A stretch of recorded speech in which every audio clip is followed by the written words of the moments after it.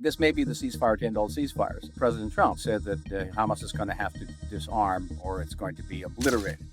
Netanyahu had to be pressured to accept it. He didn't have to be pressured very, very much. But on the contrary, the Qataris were scared out of their wits. However, there's no escaping Netanyahu's responsibility for October 7th. What should Israel be doing, if anything, to win back the hearts and minds of the American people?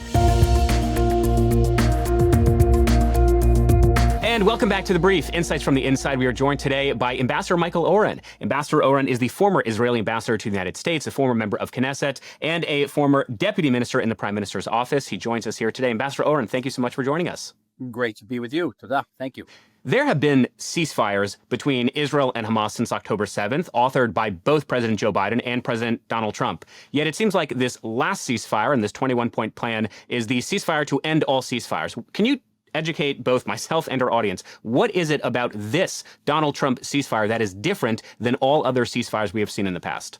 What makes this ceasefire different than any other? I say, classic Jewish question.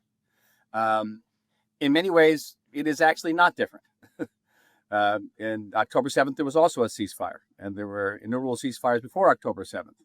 And those ceasefires were based on a certain status quo, that Hamas had opened fire at Israel. Israel had returned fire on a far more massive scale.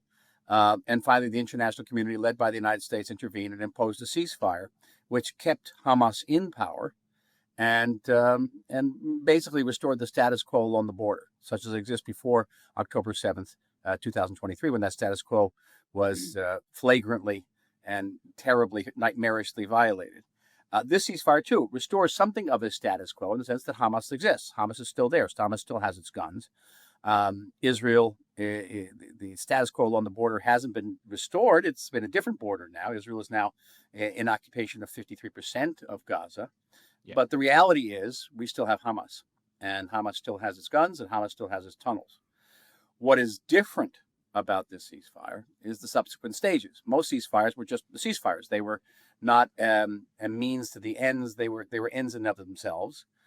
This ceasefire is a mean to different ends. And the ends is, first of all, the stabilization and reconstruction of Gaza, followed by the expansion of the Abraham Accords, followed by some type of discussion about a pathway to a Palestinian state, followed by a radically transformed Middle East, in which Israel has peace relations with Lebanon, with Syria, with Saudi Arabia, certainly, and through Saudi Arabia, with the entire Sunni world, and potentially, ultimately, with Iran itself. And I wouldn't negate that possibility entirely. So this is fundamentally different than the other ceasefire. There's one other significant difference, Shabbos, that we have to talk about, and that is not just distinguishes this ceasefire from any of the ceasefire, but distinguishes this moment from any previous period in Israel's history. This is the first time in our history where we have a group of foreign soldiers, mostly Americans, but also Canadians, Frenchmen, Spanish, Jordanians, UAE soldiers who are stationed on our soil, who are monitoring the movements of our military and potentially limiting the movements of our military, flying reconnaissance aircraft over our military. That has never happened before, and that is a whole range of new challenges for the sovereign state of Israel. So let me push back, though, because to your own point, there was a ceasefire on October 6th of 2023, which Hamas obviously and flagrantly violated. Part of the ceasefire in place today is that all of the bodies of the hostages, including the body of an American hostage, Itai Chen, who's still being held by Hamas in Gaza, would be returned. But we still haven't found that to be the case yet. There's still, as today, 8 bodies that are still being held by Hamas. So how optimistic are you that we will get to the disarmament of Hamas, for example, if we can't even get the bodies of 8 hostages that were taken on October 7th? Well, here I just have to quote President Trump, who has said that Hamas is going to have to disarm or it's going to be obliterated. It's going to be smashed. Well, they're going to disarm, and because they said they were going to disarm. And if they don't disarm, we will disarm them. How will you do that? I don't have to explain that to you. But if they don't disarm, we will disarm them. They know I'm not playing games. At the same time, the United States has said repeatedly that it has no intention of putting boots on the ground in Gaza. And I can yet to see a situation where other countries are willing to set their boots on the ground in Gaza if the United States doesn't want to put that, excuse me for mixing the metaphor, doesn't want to put the skin in the game. And that's going to be very, very difficult. There's only one military that's capable of dismantling Hamas, and that is a very difficult task, and that is the state of Israel. But right now, Hamas has a double shield. It's restored its human shield as the population of northern Gaza has streamed back to northern Gaza, but now it has this additional shield of monitors, of international monitors, who are very much committed to the ceasefire and may not interpret a violation of the ceasefire in the same way that we interpret a violation of the ceasefire. We've had now 3 soldiers killed since the ceasefire, breaking the ceasefire. According to Washington, the ceasefire is holding. For the families of those soldiers who have been killed, the ceasefire is emphatically not holding. And so we may have different interpretations. That's always been a challenge in Israel's relationship with the United States, that we have a different interpretation of what constitutes aggression, what constitutes a violation of the ceasefire. But now I think it's more poignant because we have of the presence of these foreign troops on our soil. But just to clarify, you see a possible scenario in the future where Israel, and by extension the Israel Defense Forces, would have to go back into Gaza to take out Hamas. That is a possible scenario that you foresee. It is a possible scenario. It is not an easy scenario. It is not a likely scenario. I'm going to fall back to what President Trump has said repeatedly in the last few days, that Hamas has to disarm, that he's committed to taking those guns away from Hamas. And if Hamas doesn't accord with that demand, then they will be destroyed. He doesn't go further than that and say how they're going to be destroyed, especially since they also say that the United States will not be involved militarily directly in Gaza. So it leads you sort of with the default conclusion. The default conclusion is, well, who's going to do this? The state of Israel would do this. And that's going to raise serious issues, internal issues in the state of Israel, because the latter stages of the war in Gaza were already becoming very politically divisive in this country. So, Ambassador, now that the war is over, at least on paper, what does this do for the Abraham Accords, in particular Saudi Arabia joining the Abraham Accords with Israel, which would be historic and really unprecedented? The condition for that, the sine qua non of that happening, would be a continued American credible military force in the Middle East, credible military threat.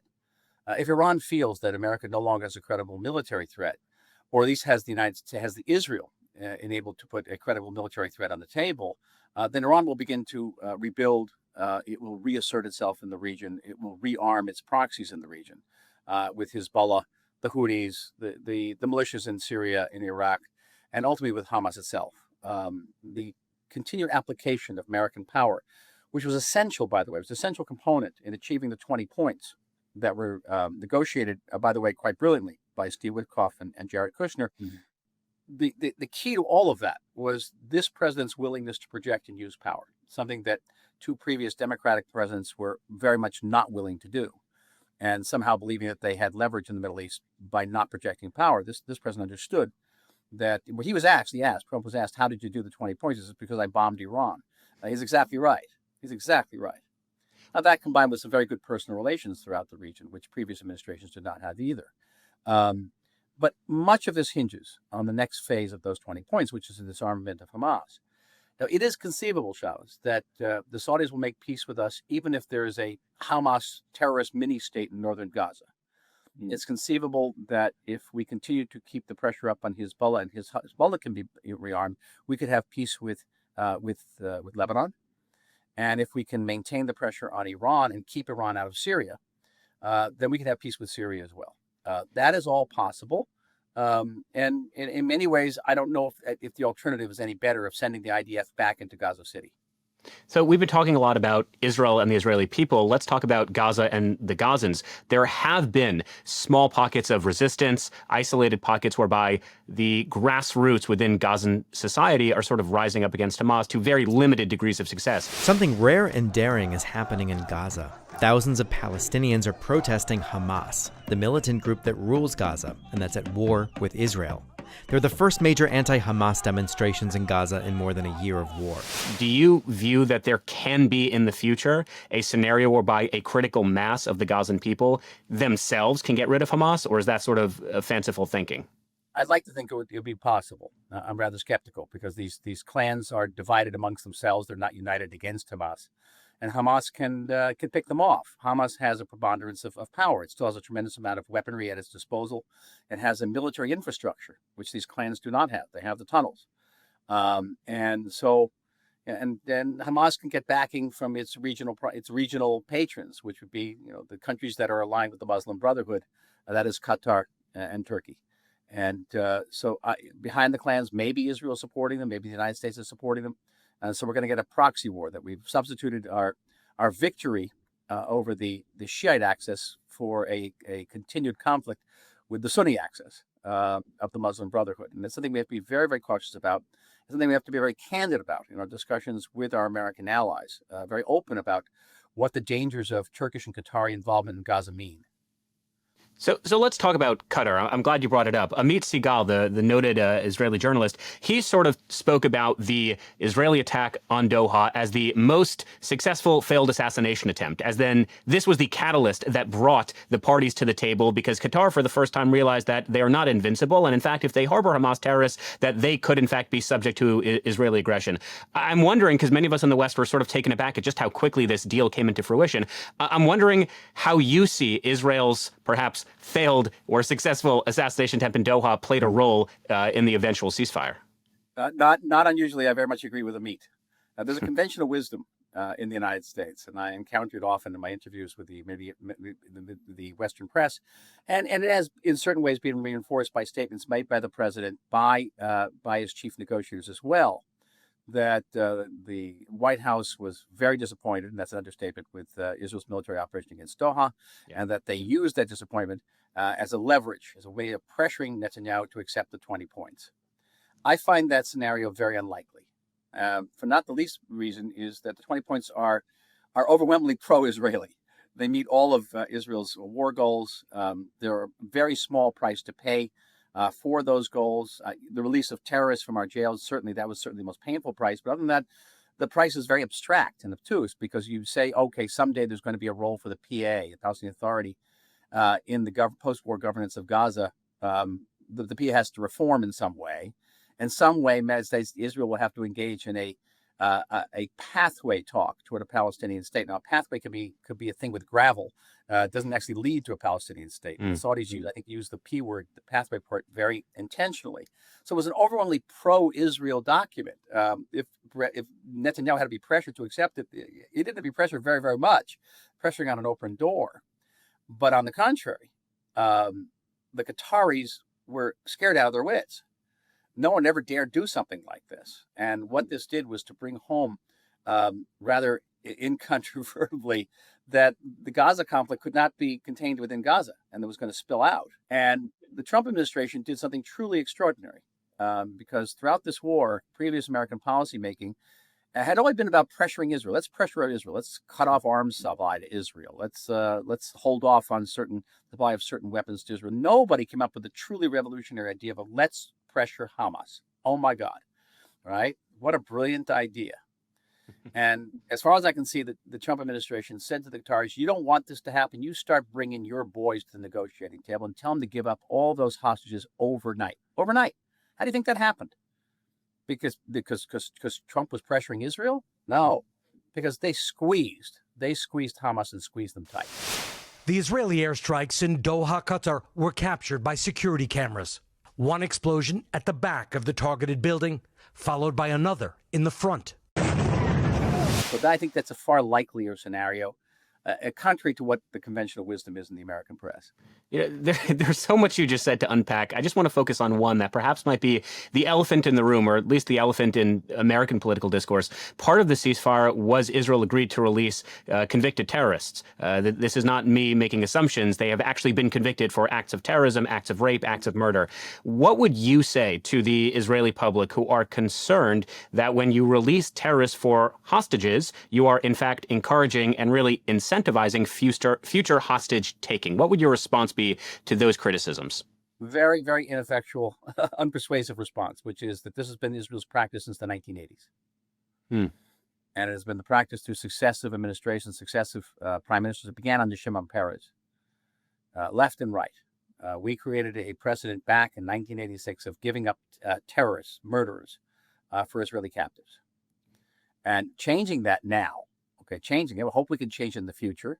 There's a bill now in front of the Knesset to enact the death penalty, enforce a death penalty against terrorists who kill Jews. It probably will pass. And that has its own difficulties. It's very complex, not so simple. But that is the price of a Jewish state, where a premium is put on the lives of hostages, pidyon shvuim, and it's in the Torah, it's in the Talmud, and it is an essential component of our resilience. And we have to think about not just about this war, we have to think about the next war. Israel goes to war, unlike the United States. The Prime Minister of Israel is not the commander in chief. He can't give an order just to go to war and we go to war. Going to war in this country is much more consensual. And you could have a war, you could throw a war here and no one's going to show up. And so persuading Israeli parents and brothers and sisters that if they or their loved ones go to battle and they fall captive, that the state of Israel will do everything in its power to redeem them, then becomes a very important component of our resilience. That's what gets people to show up for the next war. And I'm already thinking about the next war, believe me. This may be the ceasefire to end all ceasefires. I don't know, but we can't bank on that. Without responding directly, I would just say I was 12 years old when Gilad Shalit, the kidnapped Israeli soldier, was released. And of course, there was jubilation. Our school had a program and a celebration. And of course, of the 1,200 convicted terrorists who were released in exchange for Gilad Shalit, one of them was Yahya Sinwar. So it's certainly something that's been on the minds of lots of people. I want to shift just for a moment from the geopolitical to the very practical. I know you're a diplomat, but this question might be a little undiplomatic, which is to say this. There's probably no one more divisive in Israeli politics and probably even American politics than Benjamin Netanyahu. On the one hand, his supporters will say that because of his leadership, they took out the Iranian nuclear sites. Hezbollah is no longer a threat. We're on the verge of creating peace between Syria and Saudi Arabia. On the other hand, of course, you'll say that this is someone who, under his own watch, October 7th was allowed to happen. We were in Israel's longest war in its history with Gaza. So perhaps undiplomatically, how would you rate the prime minister's leadership, not just since his reign, but really the last 2 years since October 7th? That's interesting because I'm not really a diplomat. I was only a very short period as a diplomat. I'm okay, so then we can be politically incorrect I then. look back on contemporary events through the prism of the future. Okay, what will 50 years from now? Okay, what will historians write about Benjamin Netanyahu? You could have a figure like Harry Truman, who was fabulously unpopular during his presidency. He had one of the lowest ratings of any president ever since they took ratings. And today he's thought of one of the greatest presidents ever. So history judges leaders very, very differently. Winston Churchill was voted out of office after defeating the Axis. So we don't know.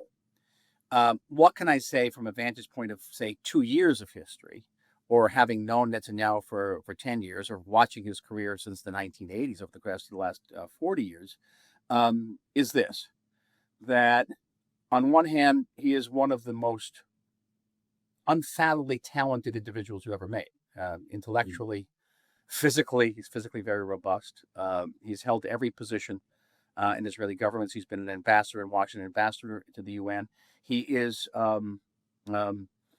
at 75, still indefatigable, and is probably the greatest orator of this century. You can go a long list. He was a commando in Israel's Delta Force and a commander in Israel's Delta Force, and very successful. You can just go on and on. His resume can humble anybody. On the other hand, as great as his talents are his flaws, which are of a epic biblical dimension.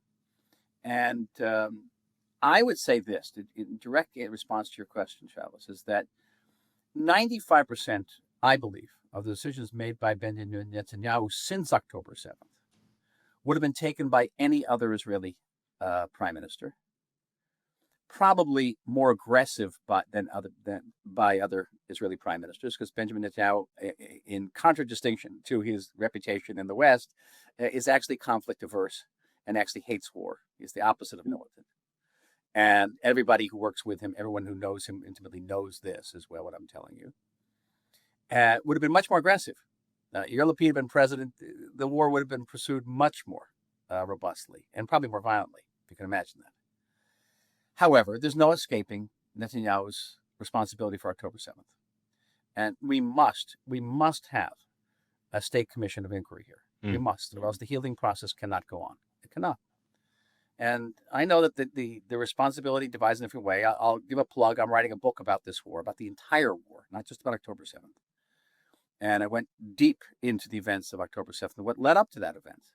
I was also in government during this period. I had a front row seat for what's known as the conceptia, the notion that the belief that was completely widespread in Israeli governments, but also in Washington, that Hamas was committed to peaceful coexistence at some level and just had to be incentivized with money.